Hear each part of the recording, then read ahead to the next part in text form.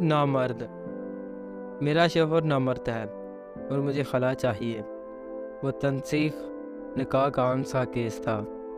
اچھی پڑھی لکھی فیملی تھی، 2 پیارے بچے تھے، کیوٹ اور معصوم سے، لیکن خاتون بس ضد تھی کہ اس کو ہر حال میں خلا چاہیے۔ جبکہ میرا موکل شوہر شدید صدمے کی کیفیت میں تھا۔ یہ صاحب اچھے آدمی تھے۔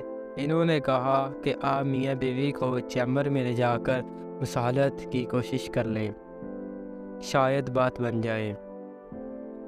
شوہر کا وکیل ہونے کے ناطے اندھا کیا چاہے 2 آنکھیں کے مصداق میں نے فوری حامی بھر لی، جبکہ بیوی کے وکیل نے اس پر اچھا خاصا ہنگامہ بھی کیا، لیکن خاتون بات چیت کے لیے راضی ہو گئی۔ چیمبر میں دونوں میاں بیوی میرے سامنے بیٹھے تھے۔ ہاں خاتون، آپ کو اپنے شوہر سے کیا مسئلہ ہے؟ وکیل صاحب، یہ شخص مردانہ طور پر کمزور ہے۔ میں اس کی بے باکی پر حیران رہ گیا۔ میرے منہ سے ایک موٹی سی گندی سی گالی نکلتے رہ گئی۔ البتہ منہ میں تو دے ہی ڈالی۔ ویسے تو کچہری میں زیادہ تر بے باک خواتین سے ہی واسطہ پڑتا ہے، لیکن اس خاتون کی کچھ بات ہی الگ تھی۔ اس کے شوہر نے ایک نظر شکایت اس پر ڈالی اور میری طرف امداد طلب نظروں سے گھورنے لگا۔ میں تھوڑا سا جلا گیا کہ کیسی عورت ہے، ذرا بھی شرم حیا نہیں ہے۔ بہرحال میں نے بھی شرم و حیا کا تقاضا ایک طرف رکھا اور تیز سوال کرنا شروع کر دیے۔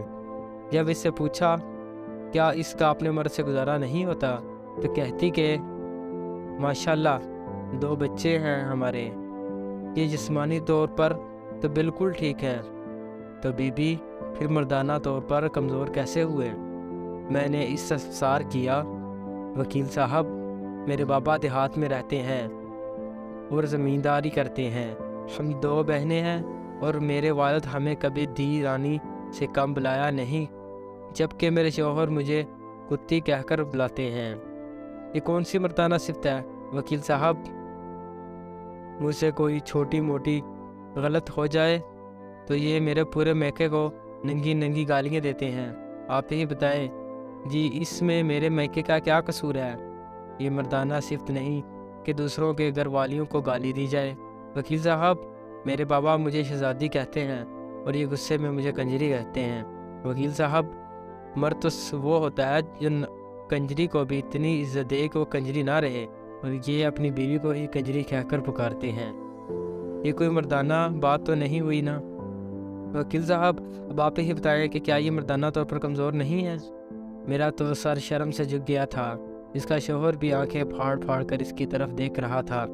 اگر یہی مسئلہ تھا تو تم نے مجھے بتا سکتی تھی نا، مجھ پر اس قدر ذہنی ٹارچر کرنے کی کیا ضرورت تھی؟ شہر میں منایا۔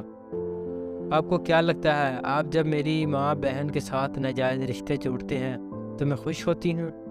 اتنے سالوں سے آپ کا کیا گیا یہ ذہنی تشدد برداشت کر رہی ہوں، اس کا کون حساب دے گا؟ بیوی کا پارا کسی طور پر کم نہیں ہو رہا تھا۔ خیر، جیسے تیسے منت سماجت کر کے سمجھا بجھا کے ان کی صلاح کروائی۔ میرے موکل نے وعدہ کیا کہ وہ آئندہ اب اپنی کبھی بیوی کو گالی نہیں دیں گے، اور پھر وہ دونوں چلے گئے۔ میں کافی دیر تک وہیں چیمبر میں سوچ بچار کرتا رہا کہ گالیاں تو میں نے بھی اس خاتون کو اس کے پہلے جواب پر دل میں بہت دی تھی، تو شاید میں بھی نامرد ہوں، اور شاید ہمارا معاشرہ نامردوں سے بھرا پڑا ہے۔